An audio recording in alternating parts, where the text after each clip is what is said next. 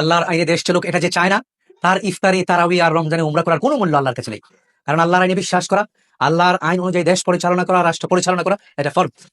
আর ইফতার, তারাবি, উমরা এগুলো তো সুন্নত এবং নফল। আল্লাহর আইনকে অস্বীকার করলে পরে, আল্লাহর আইনে সন্দেহ পোষণ করলে পরে, আল্লাহর আইন সর্বযুগে আধুনিক যুগে অচল, সর্বযুগে সচল এটা বিশ্বাস করতে হবে। আধুনিক যুগে আল্লাহর আইন দিয়ে 1400 বছর আগের মদিনা সনদ দিয়ে মদিনাওয়ালা মুহাম্মদুর রাসূলুল্লাহ সাল্লাল্লাহু আলাইহি সাল্লামের শরিয়া আইন দিয়ে রাষ্ট্র, আধুনিক রাষ্ট্র পরিচালনা করা যাবে না। একথা যারা বিশ্বাস করে তাদের ঈমান নেই, তাদের ফরজ ইবাদত কবুল হবে না। সর্বকালে সর্বযুগে আল্লাহর আইন, আল্লাহর শরিয়া, রাসূলুল্লাহ সাল্লাল্লাহু আলাইহি ওয়াসাল্লামের আনিত জীবন বিধান সর্বযুগে এটা ইউনিভার্সাল। একথা বিশ্বাস করতে হবে, এটা প্রতিষ্ঠার জন্য চেষ্টা করতে হবে।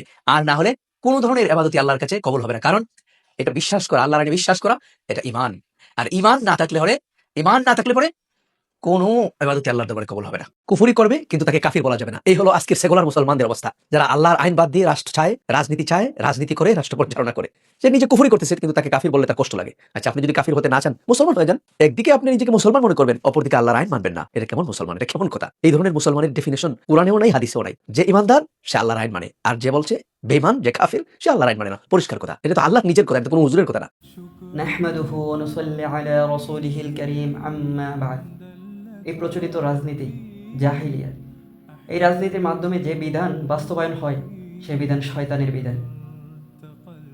আর এই গণতন্ত্রের যেই মূল কথা, সেখানে বলা হয় যে সকল ক্ষমতার উৎস জনগণ। এটা কি একজন ইমানদার বিশ্বাস করতে পারে? একজন মুমিন কি বলতে পারে যে সকল ক্ষমতার উৎস জনগণ? যদি একজন ইমানদারকে জিজ্ঞাসা করা হয় যে আপনি বলেন তো সকল ক্ষমতার অধিকারীকে, সে নিঃসন্দেহে বলবে যে আল্লাহ। তাহলে এই গণতন্ত্রের যে মূল কথা, সেখানেই তো অনেক বেশি ঝামেলা আছে। এখন কেউ যদি যুক্তি দেয় যে না, আমরা এটা থাকলেও আমরা এটা বিশ্বাস করি না, এটা শুধু থাকার জন্যই আছে, যুক্তিতর্ক করলাম না, আমি ধরেই নিলাম, কিন্তু তাহলে বিধানের ব্যাপারে আল্লাহ সুবহানাহু তাআলা তো কিভাবে রাষ্ট্র পরিচালনা করতে হবে এর বিধান দিয়ে দিয়েছেন পবিত্র কোরআনে। সূরা ইউসুফের 40 নম্বর আয়াতে বলেন, ইনিল হুকমু ইল্লা লিল্লাহ, হুকুম বিধান তো একমাত্র আল্লাহরই। সূরা মাইদার 49 নম্বর আয়াতে আল্লাহ সুবহানাহু তাআলা বলেন, ওয়া আনিহকুম বাইনাহুম বিমা আনজালাল্লাহ, তুমি তাদের মধ্যে বিচার করো আল্লাহ যা নাজিল করেছেন তার দ্বারা। তাহলে বাংলাদেশে যেই বিচার ফয়সালা হয় তা কি আল্লাহ তাআলার বিধান দিয়ে হয়, নাকি মানব রচিত পশ্চিমা বিধান দিয়ে শাসিত হয়?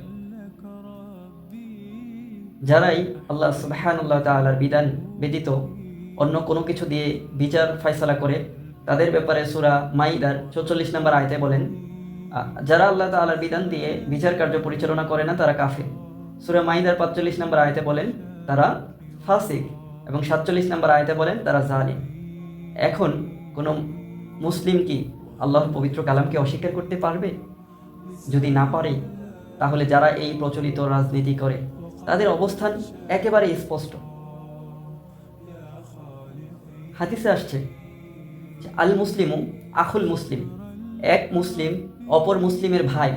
এবং আরেকটা হাদিসে আমি বলি, আল মুসলিমু মান সালিমাল মুসলিমুনা মিন লিসানি ওয়া ইয়াহদি, প্রকৃত মুসলমান ওই ব্যক্তি যার হাত ও জবান থেকে অপর মুসলমান নিরাপদ। এখন এই গণতন্ত্রের মাধ্যমে কি এক মুসলমান আরেক মুসলমানের কাছে কি নিরাপদ? যখন আওয়ামী লীগ ক্ষমতায় ছিল, বিএনপি, জামাত এবং অন্য মানুষকেও হত্যা করেছে, এবং এখন বিএনপি আসছে, বিএনপিও মানুষকে হত্যা করতেছে। সুতরাং এটা তো কখনোই কোনো মুসলমানের আদর্শ হতে পারে না। সূরা আল ইমরানের 103 নম্বর আয়াতে আল্লাহ সুবহানাহু তাআলা বলেন, ওয়াতাসিমু বিহাবলিল্লাহি জামিআন ওয়া লা তাফাররাকু, তোমরা সবাই আল্লাহর রজ্জুকে দৃঢ়ভাবে ধারণ করো এবং বিভক্ত হয়ো না। মুসলিমদেরকে আল্লাহ সুবহানাহু তাআলা বিভক্ত হতে নিষেধ করেছেন, কিন্তু এই গণতন্ত্র কি করছে? গণতন্ত্র মুসলমানদের মধ্যে বিভেদ সৃষ্টি করছে, তারা মুসলমানদেরকে ভাগ করে ফেলতেছে। দেখেন গণতন্ত্রের মাধ্যমে কি হচ্ছে, যে একই গ্রামে এই রাজনীতিকে কেন্দ্র করে তার হয়তো দুঃসম্পর্কের আত্মীয় হয়, অনেক সময় তাকে হত্যা করছে, এবং কি যুগ যুগ ধরে শত্রুতা হচ্ছে, এবং প্রতিনিয়ত একজন আরেকজনকে আঘাত করতেছে। কিন্তু এটা তো কোনো মুসলমানের আদর্শ হতে পারে না। এগুলো তো 1400 বছর আগে মক্কার মুশরিকদের আদর্শ ছিল। যখন ইসলাম আসলো তখন মানুষের জীবন সুন্দর হয়ে গেল, তখন একজন আরেকজনের ভাই হয়ে গেল। শুধু প্রতিবেশী নয়, শুধু দেশ নয়, পৃথিবীর শেষ প্রান্তেও যদি কোনো একজন ব্যক্তি কালিমা পড়ে তাহলে সে আরেক মুসলমানের ভাই। সে ভাই যদি বিপদে পড়ে, সে ভাই যদি কোনো সমস্যায় পড়ে, আরেক মুসলমানের ওপর দায়িত্ব হয় সেই ভাইকে বিপদ থেকে উদ্ধার করা। কিন্তু আজ এই গণতন্ত্রের মাধ্যমে আমরা আমাদের দূরের ভাই তো দূরের কথা, নিজের দেশের তো দূরের কথা, নিজের গ্রামের, নিজের প্রতিবেশীর উপর আঘাত করি। আফসোস, এই জাহিলিয়াত নয়তো কি এই ইসলাম? প্রিয় ভাই, বোঝার চেষ্টা করুন। এই গণতন্ত্র সৃষ্টি করা হয়েছে আমাদেরকে ইসলাম থেকে দূরে রাখার জন্য। আজ আমরা এই গণতন্ত্রকে আঁকড়ে রেখেছি।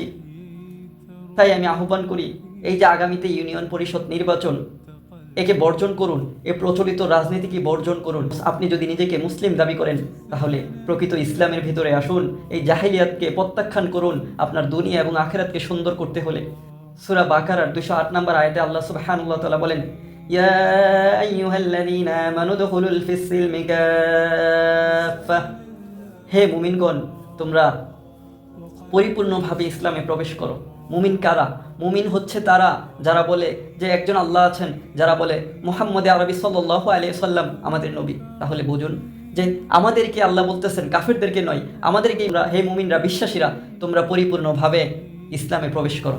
তার মানে আমরা মুসলমান হওয়ার পরেও জাহিলিয়াতে থাকি। সুতরাং প্রিয় ভাই, আসুন পরিপূর্ণভাবে ইসলামে ফিরে আসুন। যদি আপনি বিশ্বাস করেন যে আপনার রবের সামনে আপনাকে দাঁড়াতে হবে, আমাদের রব এত দুর্বল নয় যে আমাদের পশ্চিমাদের গণতন্ত্র নিতে হবে। আমাদের রব আল্লাহ সুবহানাহু ওয়া তাআলা আমাদের জীবনের নিরাপত্তা এবং সম্মান কিভাবে হবে সেই পথ আমাদের জন্য রেখেছেন ইসলামে। তাই আসুন ভাই, পরিপূর্ণ ইসলামে ফিরে আসুন।